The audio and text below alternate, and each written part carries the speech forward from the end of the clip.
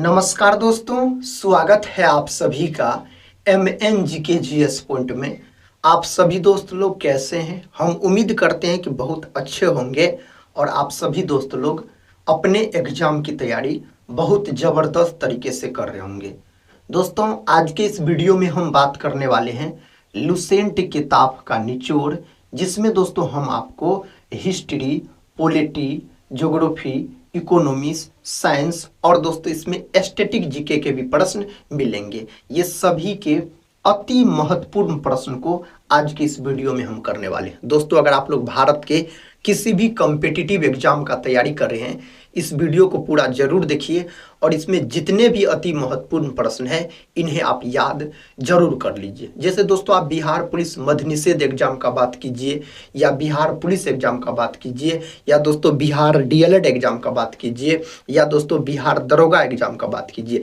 ये सब एग्जाम में डायरेक्ट दोस्तों लुसेंट से लाइन बाय लाइन प्रश्न पूछे जाते हैं। साथ ही इस वीडियो को आप पूरा जरूर देखिए, भारत में कोई भी आप एग्जाम का तैयारी कर रहे हैं तो। चलिए दोस्तों, बिना समय को देर किए आज के इस वीडियो को हम और आप मिलके बहुत जबरदस्त तरीके से शुरू करते हैं। आज का दोस्तों ये रहा फर्स्ट क्वेश्चन आपके सामने। क्वेश्चन कहता है असहयोग आंदोलन और खिलाफत आंदोलन को मिलाने का सबसे उग्र विरोध किसने किया था? दोस्तों इसमें बात हो रहा है असहयोग आंदोलन और खिलाफत आंदोलन को मिलाने के बारे में। इसका सही उत्तर हो जाएगा जिन्ना ने, याद रखिएगा। ऑप्शन ए को जो दोस्त लोग लॉक किए हैं उसका उत्तर बिल्कुल सही है। दोस्तों खिलाफत आंदोलन का बात किया जाए तो यह आंदोलन मेरे भाई 1919 में शुरू हुआ था और 1919 में जालियांवाला बाग हत्याकांड भी हुआ है। दोस्तों असहयोग आंदोलन का अगर हम बात करते हैं तो यह आंदोलन 1 अगस्त 1920 में शुरू हुआ था। बोल सकते हैं दोस्तों जालियांवाला बाग हत्याकांड के कारण ही असहयोग आंदोलन शुरू हुआ था। और असहयोग आंदोलन वापस कब लिया महात्मा गांधी के द्वारा, कब लिया गया, स्थगित किया गया? चौरी चौरा कांड के कारण। चौरी चौरा कांड मेरे भाई 5 फरवरी 1922 को हुआ था गोरखपुर में, उत्तर प्रदेश के गोरखपुर में यह घटना हुआ था। दोस्तों आप बोल सकते हैं असहयोग आंदोलन जो है इसमें विद्यार्थी हो या वकील हो या गरीब अमीर लोग हो, सभी भाग लिए थे। असहयोग आंदोलन जो है दोस्तों इसके समय वायसराय भी पूछा जाता है तो लॉर्ड चेम्सफोर्ड थे। इस समय वायसराय लॉर्ड चेम्सफोर्ड थे, याद रखिएगा। नेक्स्ट क्वेश्चन कर लेते हैं। क्वेश्चन आपके सामने है दोस्तों, आंसर लॉक कीजिए अगर पता है तो। कहता है निम्नलिखित में से कौन भारत में वाणिज्यिक फसल है? दोस्तों वाणिज्यिक फसल का मतलब क्या होता है? जिस फसल को सिर्फ लाभ कमाने के लिए उगाया जाता है।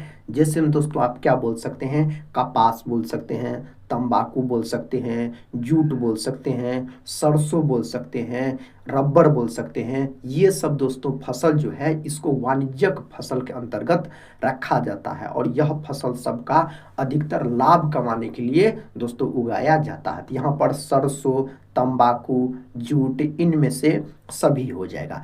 जिसमें से दोस्तों बोल सकते हैं रबी फसल के अंतर्गत भी कौन आता है? सरसों आता है, गेहूं आता है, मटर आता है, चना आता है। और खरीफ फसल के अंतर्गत दोस्तों कौन कौन आता है? जैसे धान आप बोल सकते हैं और याद रखिए मक्का बोल सकते हैं। जायद फसल के अंतर्गत दोस्तों कौन सा आता है?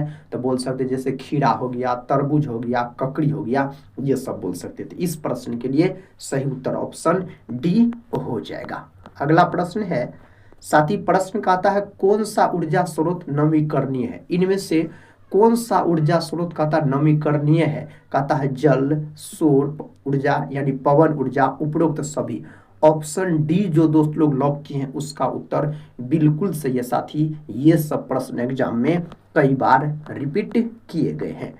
अगला प्रश्न कहता है कोयला किस प्रकार का संसाधन है? दोस्तों कोयला जो है यह किस प्रकार का संसाधन है? तो यह है आपको अनवीकरणीय है कोयला। ऑप्शन बी यहाँ पर सही उत्तर है। कोयला के दोस्तों अगर आपसे प्रकार पूछ लिया जाए मेरे भाई तो कोयला के बोल सकते हैं चार प्रकार है, एंथ्रासाइट, बिटुमिनस, लिग्नाइट और पीट। जिसमें से भूरा कोयला पूछा जाता है आपके एग्जाम में, तो भूरा कोयला दोस्तों किसको कहा जाता है, तो बोल सकते हैं आप लिग्नाइट को। यही दोस्तों मुलायम कोयला पूछा जाए तो बिटुमिनस को। अपना भारत में सबसे अधिक कौन कोयला पाया जाता है, तो बिटुमिनस कोयला पाया जाता है। सबसे घटिया किस्म का कोयला पूछा जाए तो पीट बोलिएगा। सबसे उच्चतम कोटि का कोयला पूछा जाए तो दोस्तों एंथ्रासाइट आप बोल सकते हैं। नेक्स्ट क्वेश्चन कर लेते हैं। क्वेश्चन कहता है निम्नलिखित में से किस एक को भारत में वैश्वीकरण के कारण सबसे कम लाभ हुआ है। इनमें से किसको दोस्तों सबसे कम लाभ हुआ है वैश्वीकरण के कारण, तो सही जवाब हो जाएगा कृषि क्षेत्र को। कृषि क्षेत्र को क्या कहा जाता है, तो इसको बोल सकते हैं आप प्राथमिक क्षेत्र कहा जाता है। और इसी में दोस्तों बोल सकते हैं जो मुर्गा पालन हो, या बोल सकते हैं आप मछली पालन हो, या दोस्तों आप क्या बोल सकते हैं मधुमक्खी पालन हो, कृषि हो, खनन हो, ये सभी कृषि क्षेत्र के अंतर्गत आता है। औद्योगिक क्षेत्र जो है यह बोल सकते हैं उद्योग हो गया, जैसे कल फैक्ट्री हो गया, ये सब दोस्तों औद्योगिक क्षेत्र है और इसको द्वितीय क्षेत्र के रूप में जाना जाता है, याद रखिएगा। सेवा क्षेत्र जो है दोस्तों यह बोल सकते हैं तृतीय क्षेत्र इसको कहा जाता है। इसमें सर्विस वाले लोग आ जाएंगे, जैसे जॉब वाले, वकील हो जाएगा, टीचर हो जाएगा, रेलवे हो जाएगा, ये सब सेवा क्षेत्र के अंतर्गत है। अगला प्रश्न है, कहता कांडला पतन किस राज्य में है। दोस्तों कांडला पतन किस राज्य में है, ऑप्शन आपके सामने है, पश्चिम बंगाल, महाराष्ट्र, गुजरात और गोवा दिया गया। सही उत्तर गुजरात हो जाएगा दोस्तों, गुजरात, ऑप्शन सी कांडला का नाम दोस्तों, इसका नाम नया नाम क्या है, दीन दयाल पतन, याद रखिएगा। इसका जो नाम है दोस्तों बदल के क्या कर दिया है, तो दीन दयाल, याद रखिएगा, दीन दयाल दोस्तों इसका नाम बदल के रखा गया है। पश्चिम बंगाल अपना भारत में सबसे अधिक चावल का और जूट का उत्पादन करता है। महाराष्ट्र अपना भारत में सबसे अधिक चीनी और प्याज का उत्पादन करता है। गुजरात दोस्तों अपना भारत में सबसे अधिक कपास का उत्पादन करता है, याद रखिएगा। और गोवा जो है दोस्तों, गोवा यह मांडवी तट पर स्थित है। नेक्स्ट क्वेश्चन है, क्वेश्चन कहता है मतगणना का कार्य कौन करता है। दोस्तों मतगणना का कार्य जो है किसके द्वारा किया जाता है, यह चुनाव आयोग के द्वारा किया जाता है। किसके द्वारा, चुनाव आयोग के द्वारा। राज्यपाल जो है दोस्तों इसका पद बोल सकते हैं आप कनाडा देश के संविधान से लिया गया है। और दोस्तों इसका जो पद है अनुच्छेद 153 में है, याद रखिएगा। प्रधानमंत्री का पद अनुच्छेद 74 बोल सकते हैं। और दोस्तों राष्ट्रपति का पद अनुच्छेद 52 बोल सकते हैं। कौन अनुच्छेद, अनुच्छेद 52 आप बोल सकते हैं। क्वेश्चन है, कहता है निम्न में कौन एक राजनीतिक अधिकार नहीं है। इस चार ऑप्शन में से कौन एक राजनीतिक अधिकार नहीं है, तो किसी धर्म को स्वीकार करने का अधिकार यह राजनीतिक अधिकार नहीं है। ऑप्शन सी जो दोस्त लोग लॉक किए हैं यहाँ पर बिल्कुल सही उत्तर आप चुने हैं मेरे भाई। कहता वर्ष 1919 में कौन सा एक्ट लाया गया था। दोस्तों 1919 में जो रॉलेट एक्ट लाया गया था, याद रखिएगा। और रॉलेट एक्ट को बोल सकते हैं महात्मा गांधी के द्वारा काला कानून कहा गया। काला कानून इसको कहा गया। बिना वकील, बिना दलील बोल सकते हैं दोस्तों, यह किसको कहा गया है, तो रॉलेट एक्ट को ही कहा गया है। नेक्स्ट क्वेश्चन की तरफ बढ़े साथी, ये रहा नेक्स्ट क्वेश्चन आपके सामने। कहता भारतीय राष्ट्रीय कांग्रेस के प्रथम अधिवेशन की अध्यक्षता किसने की। इसका अध्यक्षता किसके द्वारा किया गया, प्रथम अधिवेशन का यहाँ पर पूछा गया है। वोमेश चंद्र बनर्जी यानी WC बनर्जी बोल सकते हैं। और कब किया था, तो 1885 में दोस्तों, याद रखिएगा, किया था मुंबई में बोल सकते हैं। और दोस्तों भारतीय राष्ट्रीय कांग्रेस जो है इसका स्थापना A.O. ह्यूम के द्वारा किया गया। दादा भाई नौरोजी जो है इसको भारत का वयोवृद्ध पुरुष कहा जाता है। और दोस्तों यह 3 बार अध्यक्षता किया था बोल सकते हैं दादा भाई नौरोजी। और दोस्तों प्रथम पारसी अध्यक्ष कौन थे, दादा भाई नौरोजी, याद रखिएगा। नेक्स्ट क्वेश्चन है फॉरवर्ड ब्लॉक की स्थापना किसने किया था। दोस्तों फॉरवर्ड ब्लॉक का जो स्थापना है 1939 में किया गया था। किसके द्वारा, तो बोल सकते सुभाष चंद्र बोस के द्वारा। ऑप्शन ए यहाँ पर जो दोस्त लोग लॉक किए हैं उसका उत्तर बिल्कुल सही है, याद रखिए, ऑप्शन ए। नेक्स्ट क्वेश्चन है, कहता दोहा राजधानी है। दोस्तों दोहा जो है यह कौन देश का राजधानी है, तो कतर, याद रखिएगा दोस्तों। दोहा राजधानी किसका है, कतर का है बोल सकते हो। ऑप्शन डी सही उत्तर हो जाएगा। कहता सूक्ष्म वित्त के संदर्भ में SHG में S क्या दर्शाता है? देखिए दोस्तों, इस प्रकार के प्रश्न बहुत वीवीए माने जाते हैं, एग्जाम में पूछे ही पूछे जाते हैं, तो यहाँ पर सेल्फ हो जाएगा। ऑप्शन बी साथियों सही उत्तर है। कहता है निम्नलिखित में से किस अधिनियम के बाद भारत ब्रिटिश ताज के नाम से शासित होने लगा? दोस्तों कौन अधिनियम? तो यहाँ पर बोल सकते हैं आप भारत सरकार अधिनियम 1858। भारत सरकार अधिनियम 1858 याद रखिएगा। निम्नलिखित में से किस आयु वर्ग को भारत में कार्यशील जनसंख्या या कार्यशील आयु माना जाता है? कौन वर्ष को दोस्तों, कितने से कितने वर्ष के व्यक्ति को? तो यहाँ पर दोस्तों आप क्या बोल सकते हैं, जो 15 से 59 वर्ष, 15 से 59 वर्ष के व्यक्ति को बोल सकते हैं। फरवरी 1947 में लॉर्ड वेवेल के स्थान पर भारत का वायसराय किसे नियुक्त किया गया था? लॉर्ड वेवेल के स्थान पे दोस्तों माउंटबेटन याद रखिएगा। और वेवेल जो है दोस्तों, यहाँ पर लॉर्ड वेवेल याद रखिएगा, लॉर्ड वेवेल। और दोस्तों लॉर्ड लिनलिथगो जो है, लॉर्ड लिनलिथगो, इसके समय में बोल सकते हैं आप भारत छोड़ो आंदोलन हुआ था। लॉर्ड इरविन जो है, इरविन और महात्मा गांधी के बीच दोस्तों 1931 में कौन समझौता हुआ था? इरविन समझौता हुआ था, जिसको दिल्ली समझौता कहा जाता है, याद रखिएगा। नेक्स्ट क्वेश्चन की तरफ बढ़ते हैं। नेक्स्ट क्वेश्चन ये रहा, कहता हर साल हॉर्नबिल महोत्सव निम्नलिखित में से किस राज्य में मनाया जाता है? दोस्तों हॉर्नबिल महोत्सव का अगर बात किया जाए ना, तो नागालैंड में याद रखिएगा। भारत का कौन सा राज्य है जिसका भाषा मात्र अंग्रेजी है? तो नागालैंड बोल सकते हैं दोस्तों। क्या बोल सकते हैं?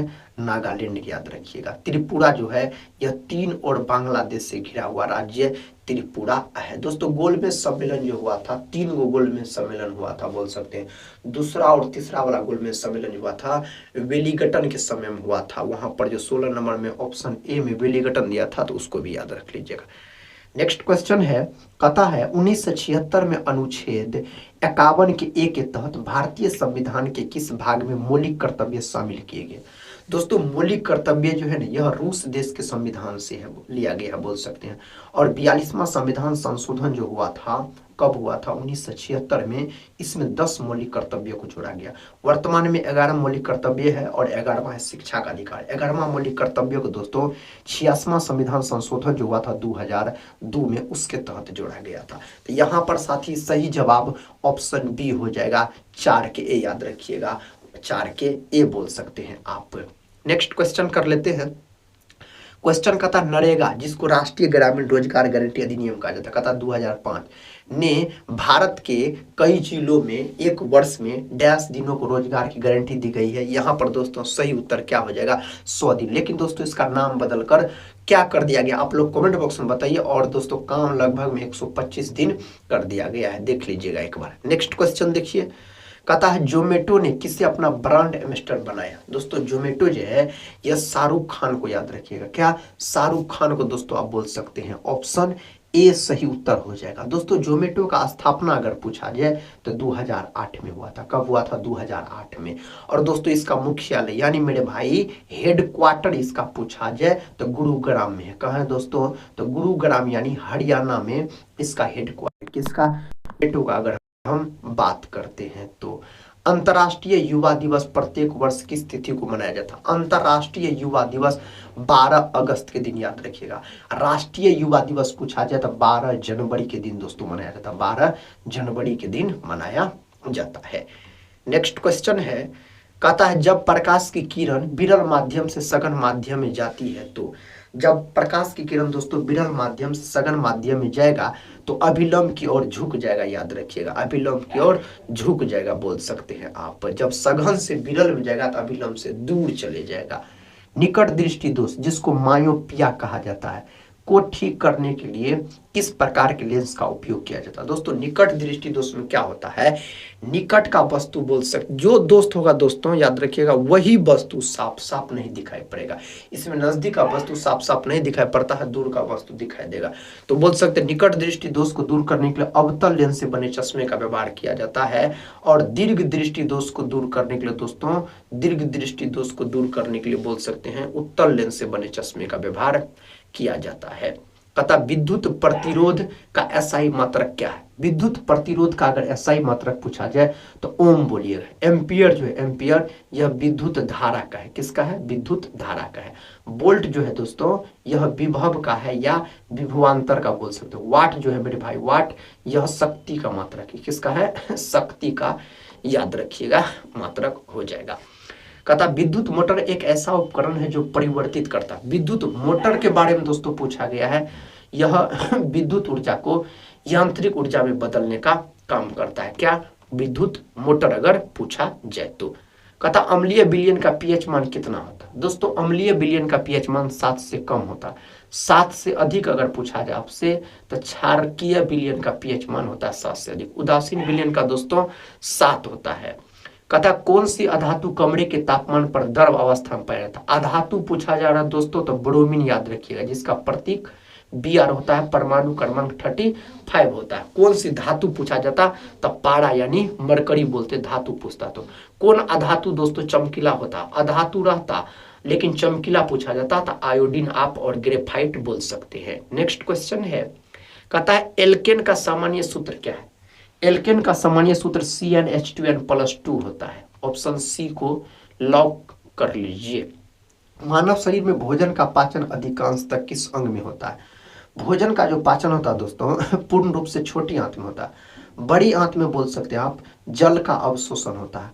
आमाशय जो स्टोमक जिसको पेट कहा जाता है, यहाँ पर भोजन 3 से 4 घंटा तक रहता है। यकृत जो है मानव शरीर की सबसे बड़ी ग्रंथि होती है अगर यकृत का हम बात करते हैं तो। कहता मेंडल ने अपने प्रयोगों के लिए किस पौधा का चयन किया? गार्डन मटर। तो मटर दोस्तों ऑप्शन बी सही उत्तर हो जाएगा, मेंडल नामक वैज्ञानिक। प्रश्न कहता भारत में एक संक्रमणीय मत पद्धति से किसका चुनाव होता है? साथियों यहाँ पर सही उत्तर क्या होना चाहिए? भारतीय राष्ट्रपति का। ऑप्शन ए भारत के राष्ट्रपति का, याद रखिएगा। लोकसभा में बहुमत दल का नेता कौन होता है? सही उत्तर यहाँ पर प्रधानमंत्री हो जाएगा। क्या हो जाएगा? प्रधानमंत्री दोस्तों आप बोल सकते हैं। 1855-56 में संथाल विद्रोह का नेता कौन था? दोस्तों संथाल विद्रोह जो है 1855-56 में हुआ था। तो इसका नेता आपसे पूछा जाए सिंधु कानूचान बैरव, तो दोस्तों सिंधु यहाँ पर सही उत्तर हो जाएगा। ऑप्शन ए याद रखिएगा। कहता जालियांवाला बाग ने किस आंदोलन की पृष्ठभूमि तैयार की? दोस्तों जालियांवाला बाग, साथ ही सही उत्तर असहयोग आंदोलन हम आपको फर्स्ट नंबर वाले प्रश्न बताए। सविनय अवज्ञा आंदोलन जो हुआ 1930 में शुरू हुआ था। भारत छोड़ो आंदोलन 1942 दोस्तों याद रखिए 1942। खिलाफत आंदोलन दोस्तों 1919 आप बोल सकते हैं। अगला प्रश्न कर लेते हैं। प्रश्न कहता है निम्नलिखित में से कौन सा वृक्षारोपण कृषि का उदाहरण है? साथियों यहाँ पर सही उत्तर ऑप्शन सी होना चाहिए, चाय लेटेराइट मिट्टी जो होता है चाय के उत्पादन के लिए बहुत महत्वपूर्ण माना जाता है। संसार की सबसे ऊंची सड़क तो लद्दाख में दोस्तों उमलिंग ला दर्रा, याद रखिएगा। ऑप्शन बी को आप यहाँ पर लॉक किए तो सही उत्तर चुने हैं। सैमन कमीशन का विरोध क्यों हुआ? दोस्तों सैमन कमीशन का विरोध इसलिए हुआ, इसमें एक भी भारतीय सदस्य शामिल नहीं था। सभी दोस्तों अंग्रेज थे, 7 गो सदस्य था इसमें। इसको बोल सकते हैं आप सैमन कमीशन का जो गठन हुआ था 1927 में हुआ था। भारत आया था 1928 में, और दोस्तों बोल सकते हैं आप 1930 में इन्होंने अपना रिपोर्ट दिया था। श्वेत कमीशन के नाम से भी इसको जाना जाता। लाहौर में लाला लाजपत राय के द्वारा इसका विरोध किया गया। अल हिलाल नामक अखबार की स्थापना किसने की? अल हिलाल पूछा जाए, अल बिलाल पूछा जाए दोस्तों, इंडिया फ्रीडम पूछा जाए तो ये सब अबुल कलाम आजाद है। ऑप्शन डी अबुल कलाम आजाद स्वतंत्र भारत के प्रथम शिक्षा मंत्री भी थे। निम्नलिखित में से किसने 1940 में सर्वप्रथम व्यक्तिगत सत्याग्रह शुरू किया? दोस्तों व्यक्तिगत सत्याग्रह से संबंधित यहाँ पर हो जाएगा विनोबा भावे, याद रखिएगा। ऑप्शन बी विनोबा भावे आप बोल सकते हैं। कहता सरकारिया आयोग बनाया गया था। साथियों इस आयोग को बनाया गया था केंद्र राज्य संबंधों का पूर्वालोकन करने को। ऑप्शन ए यहाँ पर सही उत्तर है। नेक्स्ट क्वेश्चन है, कहता है निम्नलिखित में से कौन सा भारत का पहला क्षेत्रीय ग्रामीण बैंक था? इस 4 ऑप्शन में से दोस्तों कौन सा था? आपको पता है साथी, प्रथमा बैंक, याद रखिएगा। और इसका जो गठन हुआ था प्रथमा बैंक का कब? तो 1975 में बोल सकते इसका स्थापना हुआ था, 1975 के आसपास। कहता निम्न में कौन सा पद्म पुरस्कारों का घटता सही क्रम है? दोस्तों घटता हुआ सही क्रम आपसे पूछा गया है पद्म विभूषण, पद्म भूषण, पद्मश्री। ऑप्शन ए सही उत्तर है, इसको लॉक कर लीजिए। निम्नलिखित में से कौन सा विकल्प भारतीय संविधान की प्रकृति का सही वर्णन करता है? यहाँ पर साथियों सही उत्तर होना चाहिए न तो कठोर और न ही लचीला। ऑप्शन हो जाएगा बी सही जवाब। अगला प्रश्न है पूर्ण आंतरिक परावर्तन के लिए। दोस्तों पूर्ण आंतरिक परावर्तन के लिए हमेशा याद रखिएगा आपतन कोण बड़ा होगा क्रांति कोण से। और पूर्ण आंतरिक परावर्तन जो है यह बोल सकते हैं दोस्तों हीरा का चमकना, मृचिका का बनना, इसी के कारण संभव है पूर्ण आंतरिक परावर्तन के कारण। कथा निकट दोस्त के संबंध में निम्नलिखित में से सही कूट का चयन। निकट दृष्टि दोष के संबंध में दोस्तों आपसे पूछा गया है। तो यहाँ पर बोल सकते नेत्र लेंस मोटा हो जाता है, उसके बाद कथा फोकस दूरी घट जाता है। ये दोनों बात सही है, याद रखिएगा। ऑप्शन 2 और 3 बोल सकते हैं। नेक्स्ट क्वेश्चन है विद्युत धारा का ऐसा ही मात्रा। दोस्तों हम बताइए तो पता है तो ऑप्शन सी एम्पियर। वाट किसका है मेरे भाई? एक बार फिर से देख लीजिए, शक्ति का। ओम किसका है दोस्तों? ओम है आपको प्रतिरोध का, याद रखिएगा। वोल्ट किसका है मेरे भाई? विभव या विभवांतर का वोल्ट हो जाएगा। कहता कोई विलयन लाल लिटमस को नीला कर देता है, इसका पीएच मान क्या होगा? साथियों इसका पीएच मान 10 हो जाएगा। क्या हो जाएगा? 10। ऑप्शन डी सही उत्तर है यहाँ पर। स्वपोषी पोषण के लिए आवश्यक है। दोस्तों स्वपोषी पोषण के लिए क्या आवश्यक है? सही उत्तर बोल सकते कार्बन डाइऑक्साइड, जल, क्लोरोफिल, सूर्य का प्रकाश। इनमें से सभी सही, उपर्युक्त सभी। ऑप्शन डी बोल सकते हैं। कहता पुरुषों में कौन सा लिंग गुणसूत्र होता है? पुरुषों में दोस्तों कौन सा लिंग गुणसूत्र होता है? पुरुषों में यहाँ पर पूछा गया था। सही उत्तर साथी एक्स वाई बोल सकते हैं। और महिला में अगर पूछा जाए तो बोल सकते हैं एक्स एक्स बोल सकते हैं। लेकिन दोस्तों जो लिंग निर्धारण जो होता है बोल सकते हैं, जो संतान जो होता है उसका निर्धारण बोल सकते पिता के गुणसूत्र करता है। कहता भारतीय संविधान की 10वीं अनुसूची का संबंध है। भारतीय संविधान का जो 10वां अनुसूची का संबंध है दल बदल विरोधी कानून से। और दोस्तों यह बोल सकते 52वां संविधान संशोधन जो हुआ था 1985 में। कब हुआ था? 1985 में दोस्तों। बोल सकते हैं इसी में याद रखिएगा दल बदल विरोधी कानून पारित किया गया था और 10वीं अनुसूची को जोड़ा गया था। तो जो दोस्त लोग ऑप्शन डी को लॉक किए होंगे उसका उत्तर बिल्कुल सही है। तो साथियों आज के इस सेशन में इतना ही। आज का यह वीडियो कैसा लगा आप लोग कमेंट बॉक्स में जरूर बताइएगा और नेक्स्ट वाले वीडियो में मिलते हैं। तब तक के लिए जय हिंद, जय भारत।